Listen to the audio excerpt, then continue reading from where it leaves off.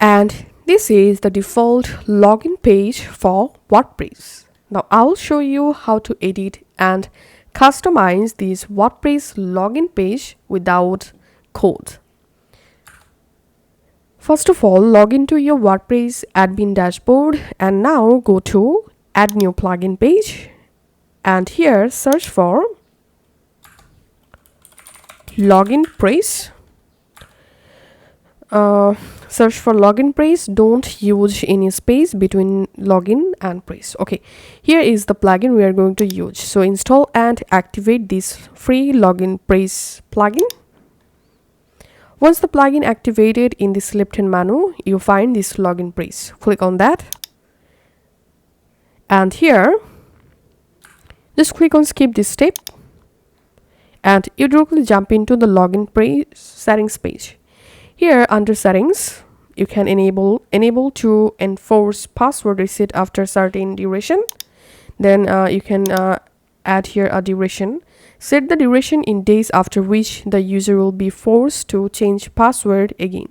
I'm going to turning off this option, and here you can enable auto remember me. You can enable custom password fields. You can go ahead and customize the settings and go to auto login, and here you'll find a bunch of different options to adjust, and then go to customizer page, and here we can see my current login page. Now it's time to customize our login page. First of all, go to background, and here if you want, you can select a solid color background from here. And now make sure to enable background image before uploading a background image. Now you can upload or select a different background image from this gallery, and if you want to upload your own image from your computer, click on select image, and go ahead and upload the image here. Once the photo uploaded, click on choose image, and once the image added as your login background, here you can change background, repeat, select position, background image size, and then go back from this page and click on logo, and here you can change your WordPress login logo.